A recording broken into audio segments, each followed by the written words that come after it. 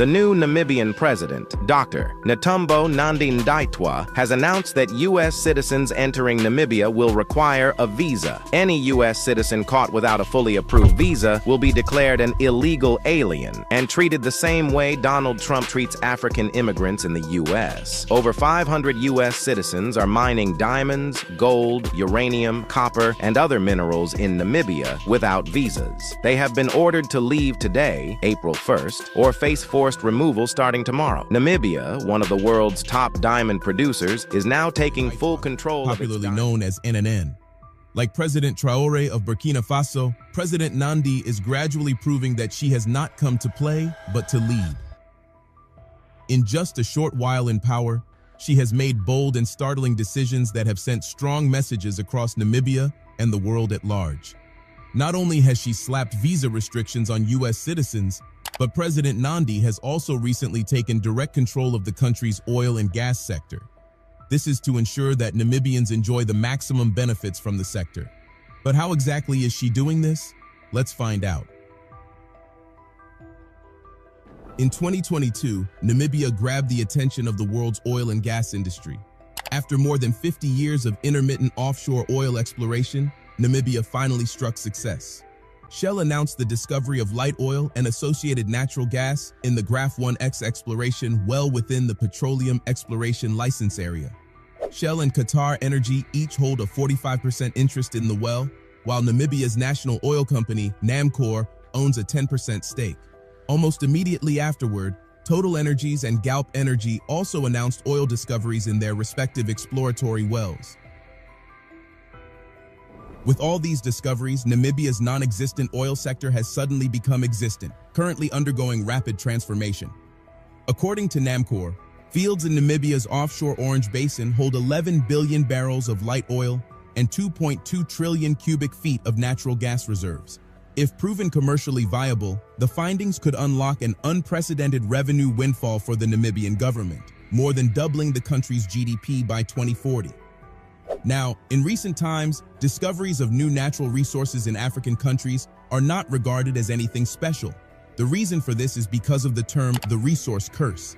The term resource curse was first coined by Prof. Richard Audi in 1994, which refers to the inability of nations to use their windfall wealth to improve their population's lot and bolster their economies. The rich natural resources bring corruption and poverty to a nation, rather than positive economic development. And counterintuitively, these countries end up with lower growth and development than those without natural resources. Never is this more apparent than in African countries. Take, for instance, Nigeria. Nigeria is touted as the giant of Africa with its large population and, according to World Bank data, one of the biggest economies in Africa. The country is the largest producer of oil in Africa, which means oil is just one of its abundant resources. It's the 6th largest global oil explorer and holds the 10th largest proven oil reserve in the world. Yet it is also one of the poorest nations in the world. The poverty rate is increasing daily, the standard of living is low, and the country can't even boast of having adequate basic social infrastructure enough for its growing population. Yeah, my beautiful people, wherever you're watching from, I welcome you to this channel. And before I react or I talk more about this video, I will ask you this question. What are your views? What do you think about this this action that has been taken by Madam Excellency Dr. Netumbo Nandi-Ndaitwah, the Namibian president? Do you think he's right? I personally feel that this is something that good. This is something good. This is something that the all African or black people, wherever they are, they have to celebrate this and they have to support. They have to give a full support about this because, you know, the white people has been taking Africans just like something else, not just like a human, just like them. Because there's no way you can putting some policies, some restrictions for yourself, and you expect some people just to let you do your things freely. All Africans, wherever they are, no matter where you are, but since you are African and you are departing or you are leaving from African country and going abroad or to to European countries, you must have visa. And this visa, it's a process. For you to have a visa, it's a process, and you have to use a lot of money to get visa. But since Donald Trump ascended to power, the first action he did was to deport the black people, to deport Africans who were suspected that for not having valid documents that allows them to stay in America. This never affected only black people from or African people, but even the black Americans. You would have find the black people who have been living in America for a very long time. Even some of them have been born there, raised there, but they have been suspected that or claimed to not have the valid reasons, and they were deported as illegal migrants. That was not good, because this affected a lot of people, a lot of black people. Most of people, it affected their lives, because most of them lost their jobs. Most of them were separated from their relatives, from their friends, from the environment that they have been used to or addicted to. And now, in Africa, we are just having these white people all over. They are walking freely. They are doing their things freely in Africa without any question. They are here doing their duties as always, without any worries or any problem. So this is the only leader who has come out and speak out and say that this is enough. And we as black people, we have our own rights, and we have our own decision that we have to take, because there's no way you can feeling like you are so special and treat some people like that's enough. And that's why Namibian President Her Excellency Netumbo Ndaitwah came up and said that no visa free in Namibia. Yeah, no visa free in Namibia. The white people to come in Namibia, they have to accompanied by their visas. And for those who has no visa, for those who are illegal migrants that are living in Namibia, they have to be deported back to their countries. This is not something that has to happen only in Namibia, but this is a process that has to be practiced across the African countries. All African leaders now, this is the time they have to do what is needful and what is helpful to their people, because the black people are going through a lot in America. The black people are facing a lot of criticism in American land. They're being humiliated, but nothing is happening. When a white man dies in Africa, it becomes a big deal. When a white man finds any problem in Africa, it becomes the big deal, the big story. But when a black man faces any challenges or being affected with anything in America, it's like nothing. That's something just to step on. That's nothing to worry or nothing to be discussed. So this leader, just like Ibrahim Traore, she has not just come to the power. She has not just come to be the president or the head of the state, but he has come to be the leader and consider the affairs of his people, the people the people she is representing. And we as African, we are proud of her. We are proud of what this lady has come of. Africa has been asleep for a very long time. Africa has been asleep for a very long time, because every leader that are coming all the leaders that are coming to take over the government, they are doing nothing. They are doing nothing against our colonizers. They are coming and continue supporting our colonizers. They are coming and still giving our colonizers opportunities just to manipulate Africa. They're giving these people opportunities to take control of African countries.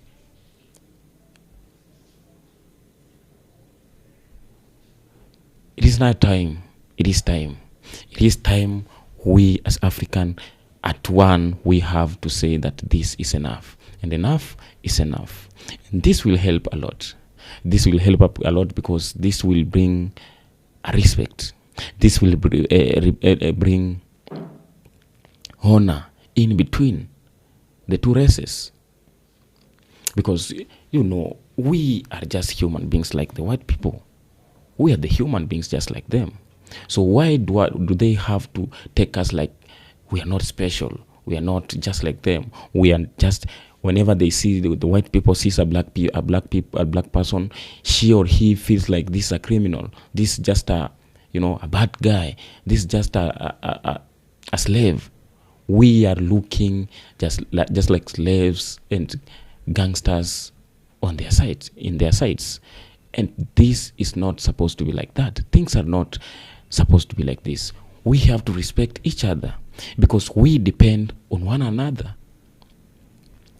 We are depending on whites for some things, and they are depending on us for some things. So why do we just have to give the respect in between? So that even if we can talk and talk business, we talk business. You give this, I give you this.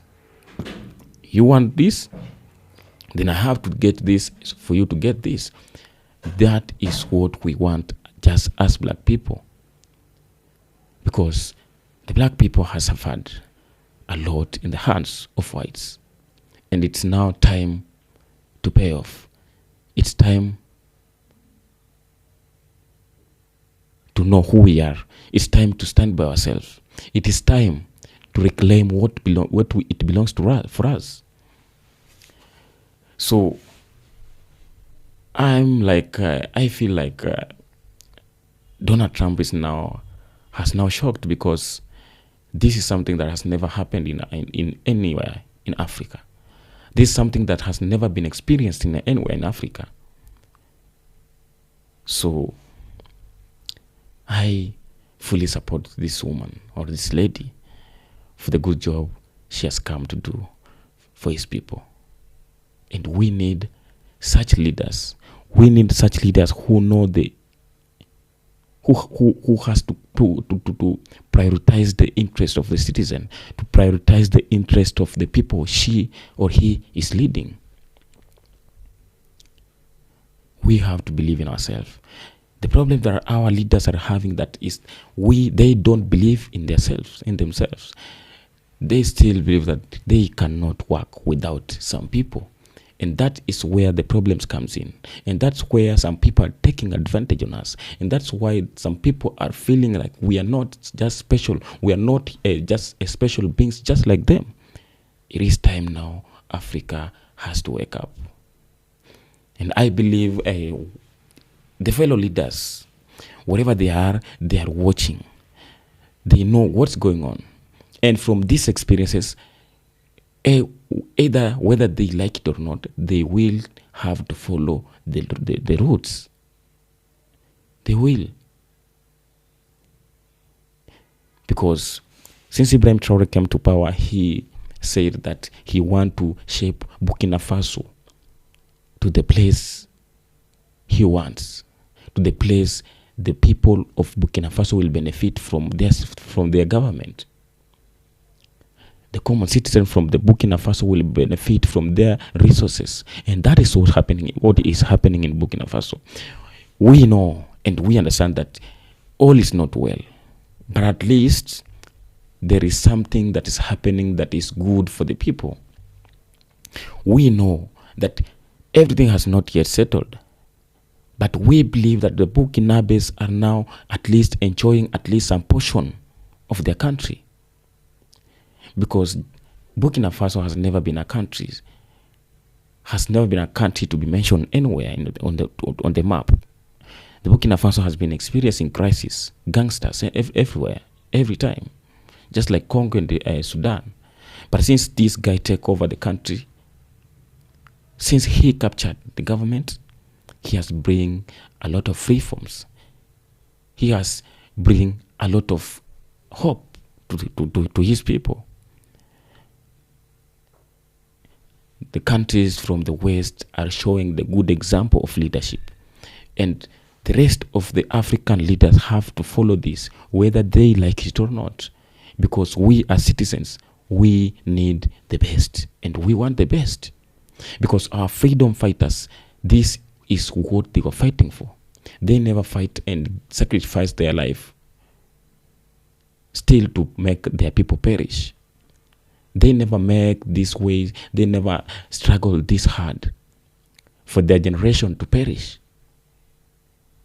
They died fighting for freedom and independence. But there's no way all these years has been passed and we are still being under dependence.